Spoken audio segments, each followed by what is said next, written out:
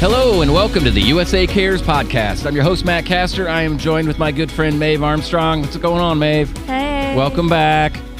Always. Always exciting. Great to be with you. If you are new to the USA Cares podcast, welcome. This is a podcast all about honoring our veteran community, giving back to all those who have given so much. And I'm glad you're here. We like to share some stories, some hope, some encouragement, and hope you'll pick up a few things along the way. So want to take a minute and thank a couple sponsors, Roller Die Informing, McClellan Integrated Services, and of course our good friends at Hardee's and Carl's Jr. Restaurants. Oh. Amazing people. Oh my gosh, the best. The best. And I got to go to their conference recently for Carl's Jr. out in California, and they again blessed us with a check for $230,000. Incredible. Unbelievable. It's going to help so many families around the country. We're so blessed. We're so lucky to be partnering with them, and getting really excited to head down to Texas and spend some time with the Hardee's folks too. So thank you again to our good friends at Hardee's and Carl's. If you're going to spend some money going out to eat, spend it with a company that's giving back. So go check them out and learn more about it. So Maeve, I'm really excited about this episode. I'm too. I'm geeking out. Yes. So I spent a lot of time in Frankfort, Kentucky. No way. Yes. And at the Capitol and getting to know people. And, you know, you can go around the Capitol and you can meet people. But every once in a while, those people stick out. You're like, okay, they're the ones who know what's actually going on. Right. They've got their pulse on this. They've got control of the situation. And that was Angela Billings. And when I met Angela, I'm like, okay, I'm going to listen to her. And I need to learn to shut my mouth and pay attention. And she's brilliant.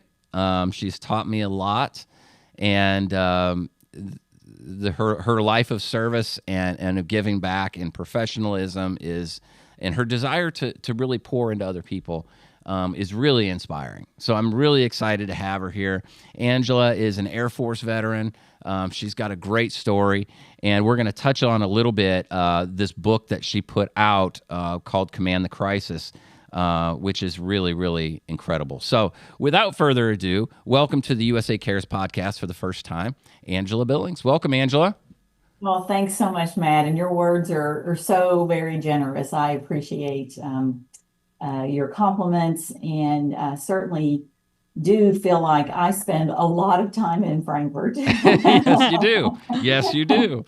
So, and certainly enjoy meeting, especially other veterans, because being a veteran is not necessarily an easy thing to be nowadays.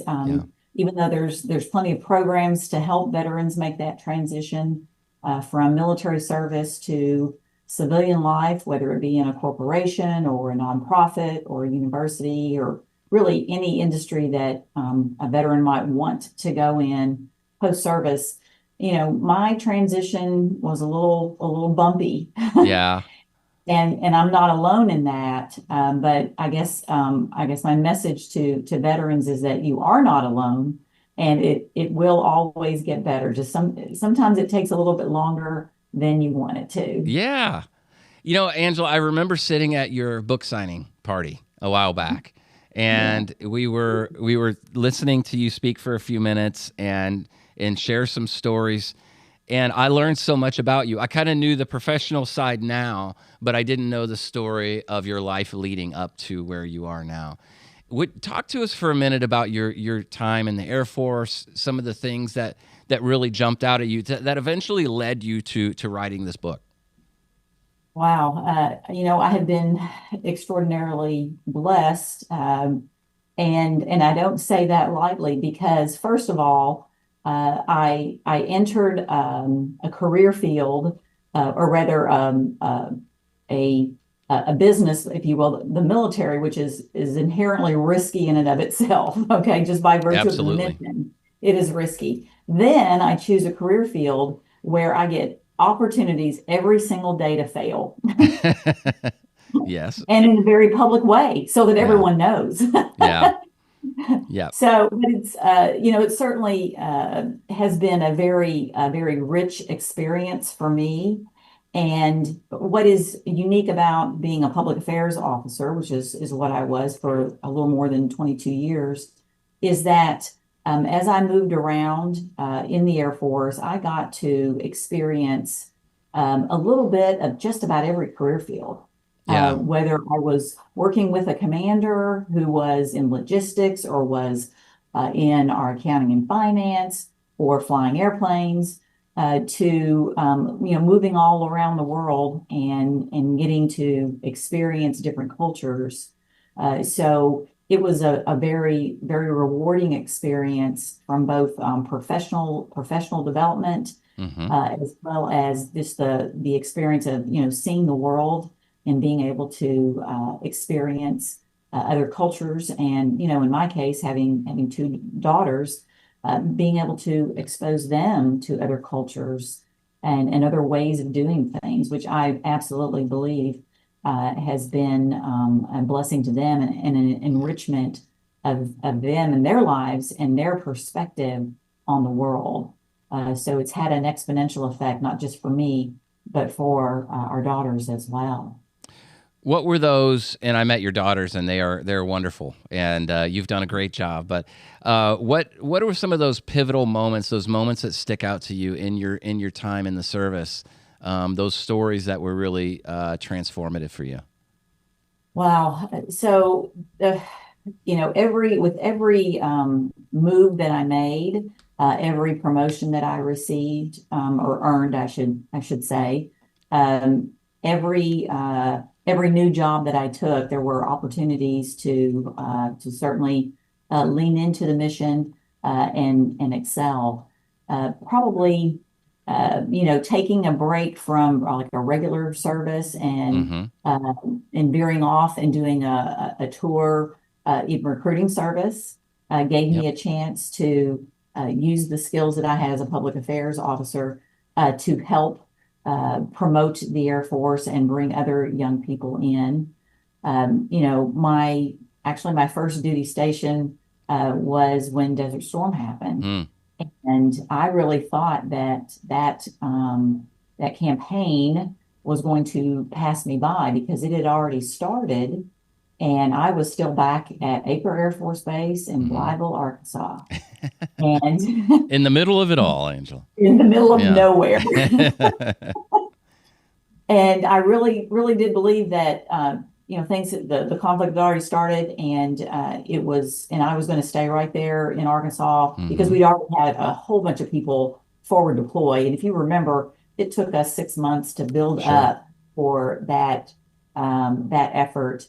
And so I really thought that was going to pass me by, and then all of a sudden, the powers that be decide that the 97th Bomb Wing would deploy as the 806 Provisional Wing. And so me and a bunch of my friends at not only Acre Air Force Base in Arkansas, but others around the world deployed to Fairford, England. Hmm. And so flew B-52s downtown Baghdad, Wow. from England in the first snowfall that they've had in probably a dozen years. And it was beautiful to see those big B-52s take off under a blanket of white snow, Yeah. knowing that they were going to go forward and carry out the mission. Hmm. That's awesome. So one of the things I remember you telling me about, and Maeve, jump in anytime. I'm doing all the yapping. Sorry. Um, One of the stories that you mentioned that I remember sitting back and just soaking it in was your time in the Pentagon in September 11th. Mhm. And you write about that in your book, and you write about the experience of going through that. Is it okay? Would you walk us through that a little bit? Sure, Matt. I'd be happy to. I often do talk about the attacks on the Pentagon because it was such a pivotal point in our nation's history, Absolutely. and it was unprecedented and certainly galvanized the whole of the nation and absolutely your Department of Defense Hmm. uh, against the terrorists who had taken planes full of fuel, aviation fuel, and innocent people and flew them into the towers in New York and the Pentagon, and they probably would have flown into the Capitol had, the individuals not taken quick action. Mm-hmm. But it was, you know, for me personally, I had just moved from Elmendorf Air Force Base, Alaska. I just got married to Greg, and we, drove down the Alaskan Canadian Highway and then got settled into our home in Arlington. And so I'd been, working at the Pentagon for just a little over 5 weeks. And I recall that that day was important because I had my first press interview with the general officer that I had prepared. And so as I was, making my way up those stone steps, I was just almost giddy with excitement because this is what I do. This is my contribution to the mission. Yep. And so I was, extraordinarily excited. And we had our morning spin up meeting where we talk about what interviews we have scheduled that day, what's in the news that might, drive our day. And then, disperse to go about the business. And then just before 9 a.m., we see a report coming across that a plane had flown into one of the towers in New York. And, unfortunately, I had already had to work an airplane crash when I was in Alaska. We lost Lieutenant General David McLeod not long after I had arrived there. So I immediately started thinking about, well, what kind of plane was it? Why was it in Manhattan? How many people were on board? What really could have happened to cause a crash like this? And I really thought it had to have been like some sort of a medical emergency where, the pilot just lost it, the co-pilot, same thing or something. And I walked up to the front of the press desk where we were monitoring all the news across multiple stations. And much like many of your listeners may have experienced too, and I watched in shock and disbelief as that second plane flew into the second tower. And, the media had suggested that it may have been deliberate. Well, when the second plane flew into the second tower, there was no doubt that it was, in fact, and it was an attack on America. And so I was talking with a friend of mine whose desk was there, and he said, Angela, there are people who say we could be a target here. And I really considered it for just a fleeting moment. And then I went back to my desk and got a phone call from that reporter saying, Angela, with what's going on in New York, is this interview still going to happen this afternoon? And I said, well, I don't know, but let me call the general's office and I'll call you right back. And no sooner had I laid the phone in the cradle than that third plane hit the Pentagon. And the building and all 6.5 million square feet shook from left to right. And I heard the metal blinds bang against the window pane with that impact. And I ducked under my desk, was down there for however many seconds. And then once it became apparent to me that I was okay, then we all start filing out of our nearest exit, all 25,000 people who worked in the Pentagon. And as I crossed through that threshold, I saw thick black smoke pouring over top of the building. And in a place that was normally really loud with, traffic just zooming by on 95, it was eerily quiet. And in that quiet, I hear the chopper blades heading through the air, and I ducked again. And I thought, this is the second wave. This is a full on an attack on America. They're going to get the rest of us on the way out of the building. And fortunately, that was not true. It was our choppers, and the emergency personnel responded and began the rescue and rescue effort. And as I indicated, it catapulted our nation into a time that we've never experienced before.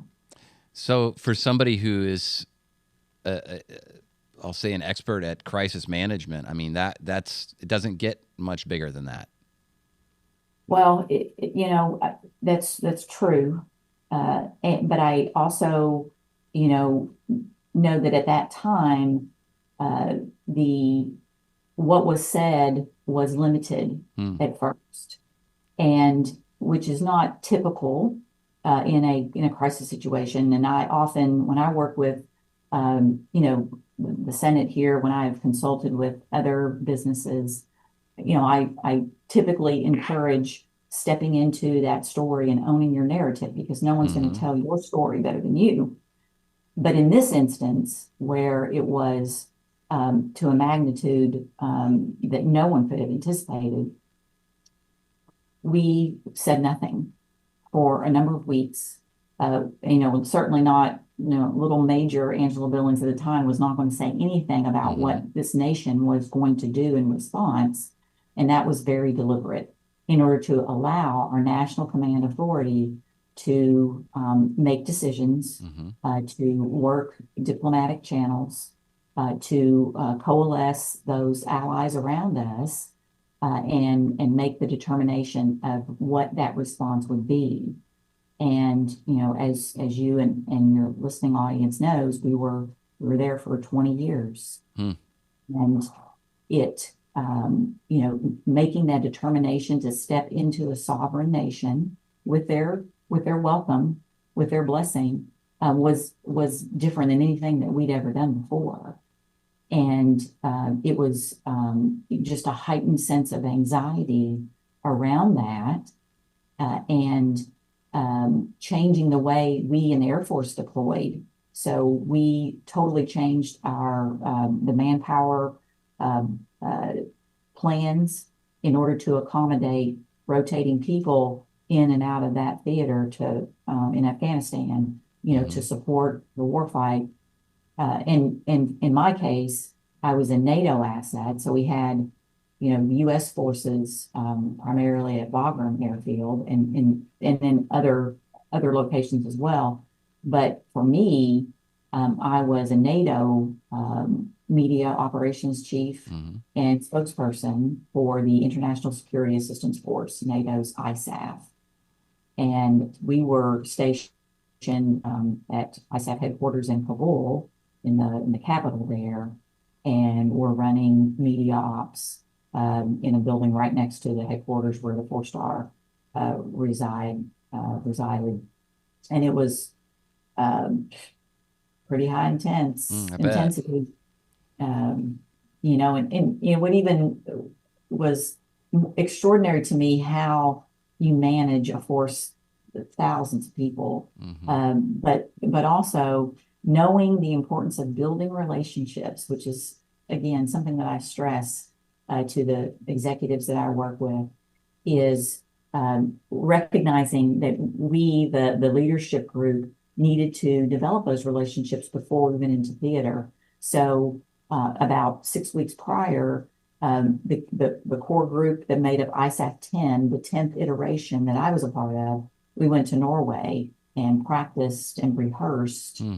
like we would go to war, so that once we were in the theater of operations, we already had those established relationships. We already knew who to go to and had developed some processes for, in our case, coordinating for the flow and the release of information about the operations that were going on. I love that. That was like a big part of your book, was about the communications, and being in communications, you feel like you have to be the pro at everything. But I feel like in your book, you really encourage bringing the people in to like let them help you, because you cannot be the expert across the board. Absolutely. And, as I kind of alluded to earlier, I have an opportunity in public affairs and communications to touch on many career fields, but it's a not very deep. It's wide, but it's not very deep. And so you go deeper when you are able to pull in those logistics personnel, those flyers, uh, the comms people, even to talk about how you set up secure communications in a foreign country to ensure we have reach back. So having that unique opportunity to learn about and understand each kind of sliver of the pie, and the role that each of those different career fields had in order to best represent that to the American people, in order to help them understand why this was an important effort and what we were fighting against, and why we were putting their sons and daughters in harm's way, and help them understand why that was important to do that. That's why I always come bugging you about stuff. About what? Why? Well, I don't know everything. I can't. So coming to you or Amy, our programs managers, they have a different perspective than I do. Right. So it always helps. Yeah, absolutely. Being willing to seek that out. One of the lines I took from the book that I think about a lot is, a crisis is inevitable, preparedness is optional. And how rarely people actually do that. It's extraordinary. Usually half of businesses find themselves kind of flat-footed and not really prepared for something that you really can't anticipate. Right. And that's really how you establish yourself and your reputation and your credibility, and the value you bring to your commander, your CEO, your president of your organization, to think about what are the just top 5 most likely bad things that could happen in our business.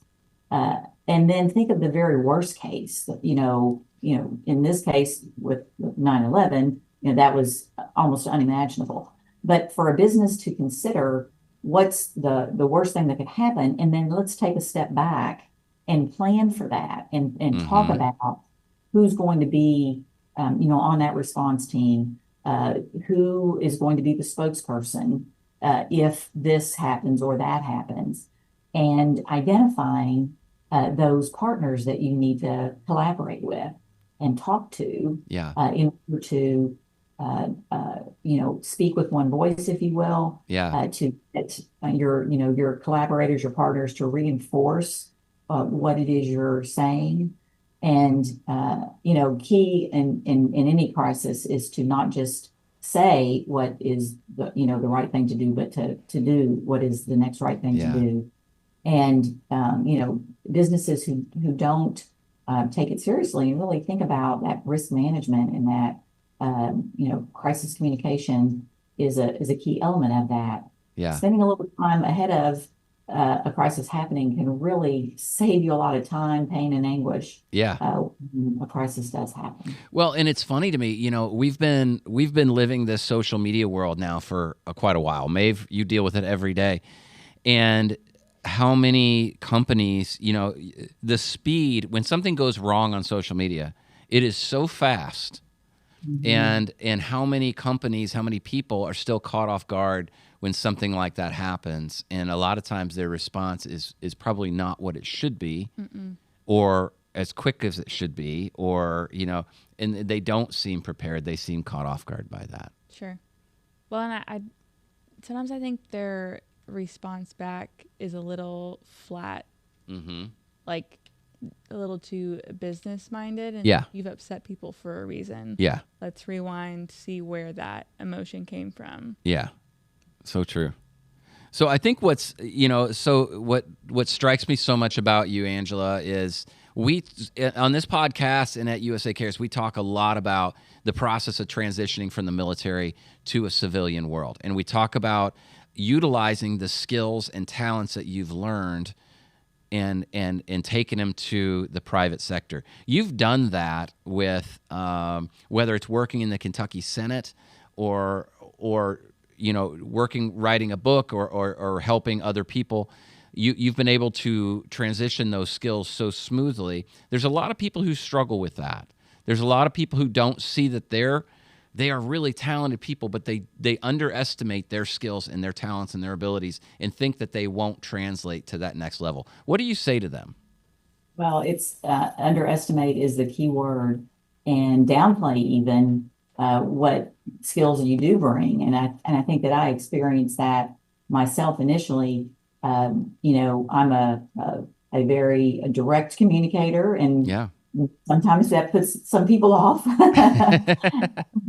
But that transition, it may have appeared to be smooth, but let me tell you, it was rocky on my part as well. I think that certainly having some confidence in yourself and what you have already Hmm. achieved. Being in the military is a key to being able to then articulate what you bring to a company or a university or a nonprofit, whatever kind of business you might want to go into. So, taking advantage of the transition programs that we do have in the military, absolutely, go about that.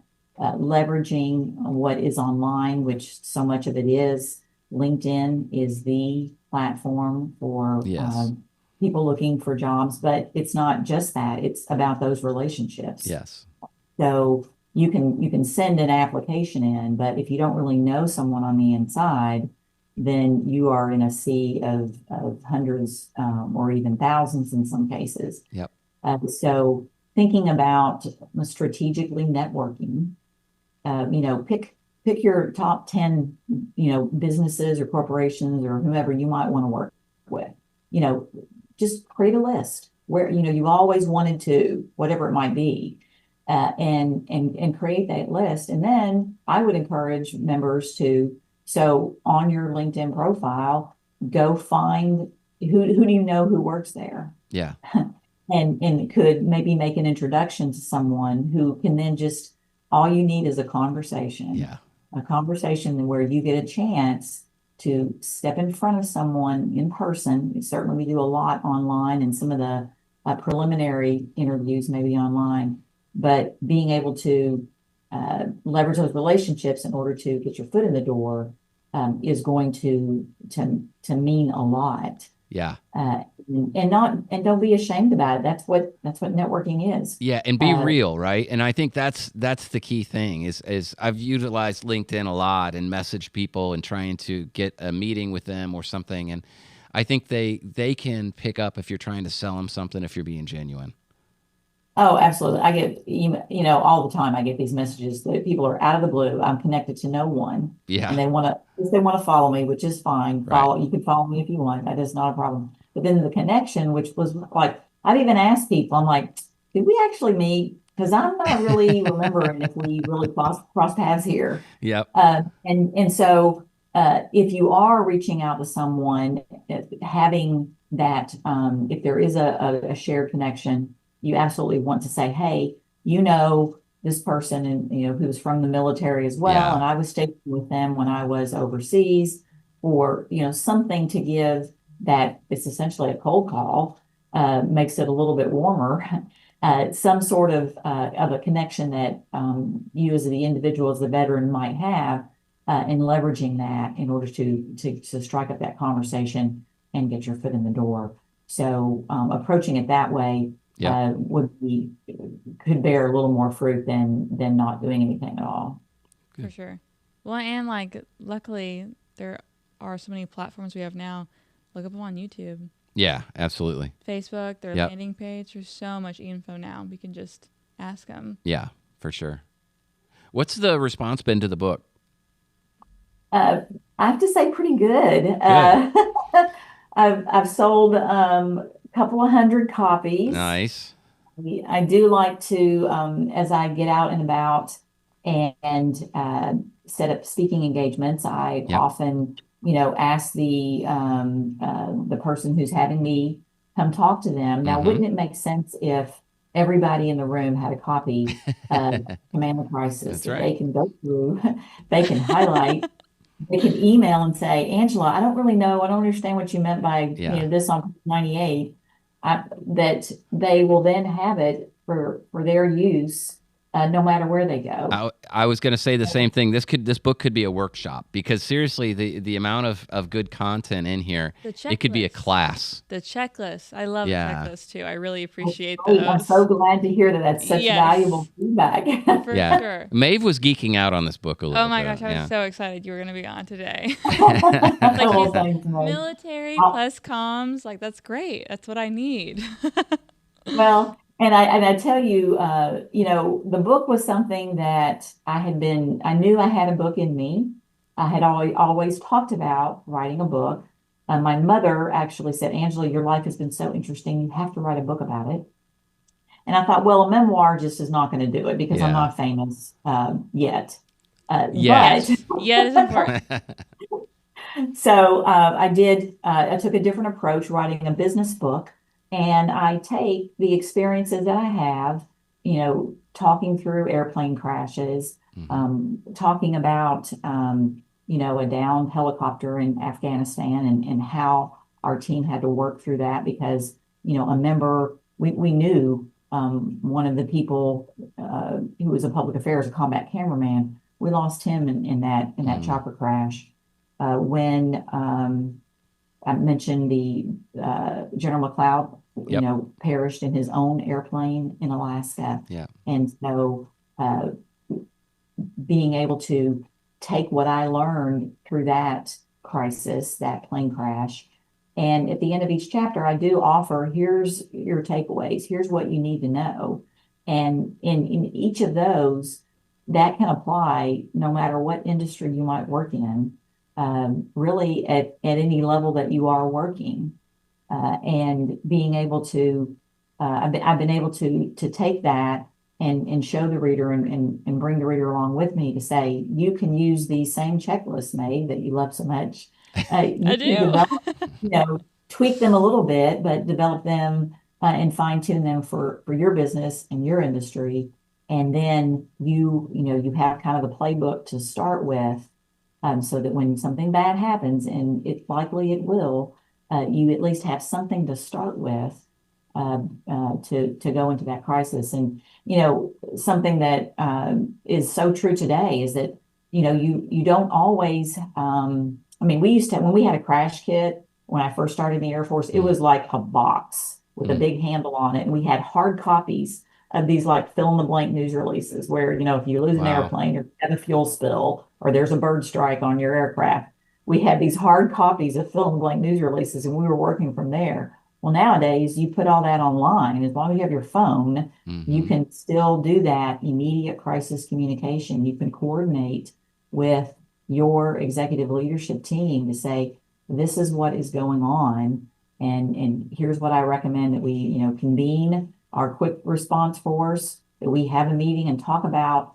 what has happened, why it's happened, and news has a tendency to develop in about a couple of hours. You might have 4 or 5 hours in that news cycle that we work in order to influence that day's news story.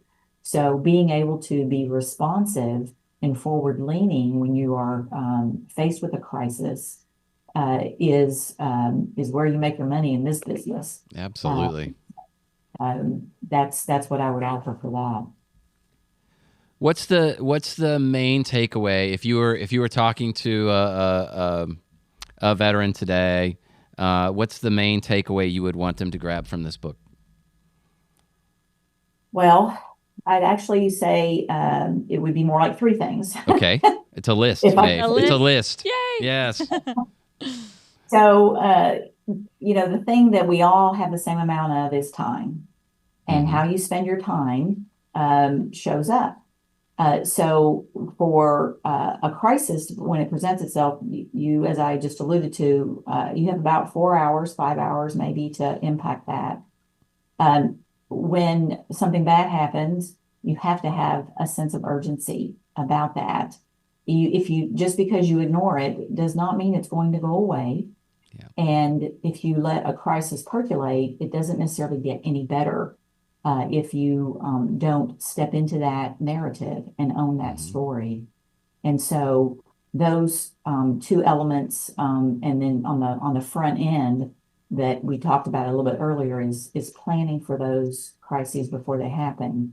So to plan for the worst, to have a sense of urgency, and to take the time that you have available to you to impact the story and influence the narrative about your business, because you certainly don't want your competition talking about you, right? Or the uninformed guy in the wife beater shirt down the street offering his perspective on what your business can do. Yes. I've seen that so often, even with our organization, where somebody is describing who we are and what we do, and it ends up being so wrong. They fill in the blanks. It's so wrong.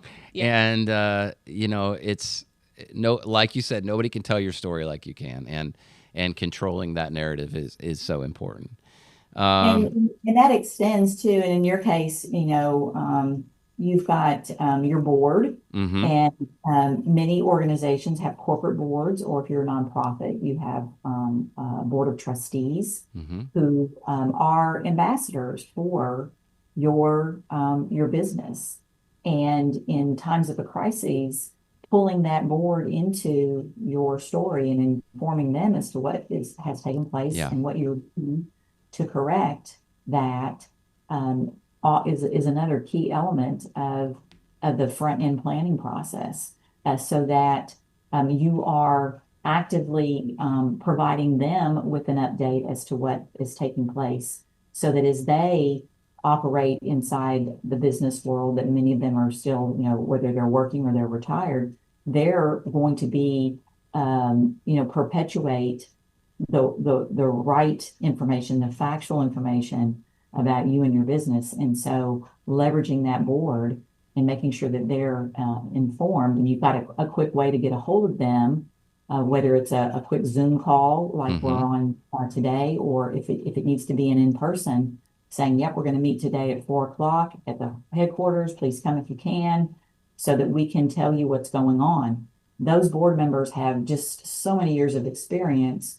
They're likely going to have already experienced something similar and be able to offer very valuable information that you as a communicator, or as the president or the CEO of that business, are going to be able to leverage. I love that. Where can they find your book?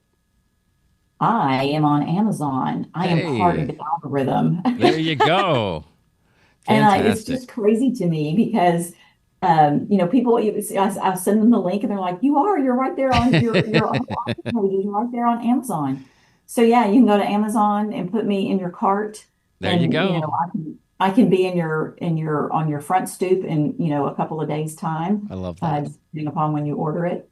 And I really do feel that, the learning that I put in this book can help a lot of, young professional Mm-hmm. communicators who may just be getting started, or even some of those a little more seasoned ones that might need a refresher, or, a different way to look at crisis communication. Yeah. It is a great tool for any professional communicator to have. Mm-hmm. So absolutely go pick up a copy. And I also, in my spare time, when I'm not leading communications for the Kentucky Senate, Mm-hmm. I do speaking engagements from time to time. And I was just in Alaska last month, addressing other communicators like myself from different legislators all over the United States, and talk to them a little bit about how we do communications here in Kentucky, how we leverage those social media platforms in order to reach Kentucky residents and educate them about the legislation that we're putting forward and why it is needed. And so I was able to provide some best practices for those other states to kind of glean from. And I have to say the engagement was just so rich. Everyone was, so interested, and had some great conversation. Gave me a chance to talk a little bit more about my military service, but also, what I'm doing here in the Senate, and was just a great experience certainly for me. But the feedback I received was that they really did appreciate my perspective and what I brought. I'm sure they did. I'm sure they did. Well, Angela, thank you so much. Thank you for being on with us today, for sharing some stories, talking to us about your experiences. I hope we can do this again sometime. And we're just honored to have you on our team. Well, I appreciate that, Matt. And it was interesting because when you introduced me, you said having Angela on for the first time. So I automatically assumed that this would not be the only time. No, that's right. First time. No. You're in the circle now. So. Yeah, we got your email now. Absolutely. It's we got to get part 2 at some point. But there's just, we could go on and on. So it's been wonderful talking to you all. I hope that yeah, your listeners find this of some value. My business is the Virago Circle. Anyone can find me online, and you can shoot me an email. My cell phone number is on my webpage as well. So if there's something that I can do, especially to help a veteran in times of transition, I'm happy to make an introduction or offer advice. Because we've all done a lot of hard things yeah, that have challenged us professionally, challenged our families as well. And, sticking together, there's a great value to that, and lifting one another up in our own very unique community. You can't put a price tag on that. yeah, And I have found there's automatic assumptions you can make when you meet somebody in the military that you can't necessarily make about the other guy or gal down the street. I feel very fortunate to having had the opportunity to participate in national defense, and now I'm working in state government, and would love to help other veterans, find a spot where they feel like they fit and they can contribute and take care of their families. Well, you're doing it. You're making a difference. I know how much it means to you to pour into other people, and this message is going to do this, and so you're doing a great job. But Angela, thank you so much. Please give our best to President Stivers as well. Absolutely will. All right. I'll see you later this week. Wonderful. Thank you so much. Thanks, Nate. Thank you. All right. Well, thanks. Well, again, if you're new to the USA Cares podcast, go ahead and hit that subscribe button. Make this part of your regular routine. We'd love to share some stories and hopefully give you a little something back. If you want to learn more about USA Cares, you can go to usacares.org or email us at info@usacares.org. Thank you, Maeve. See ya. Thanks, everybody. We'll see you again soon.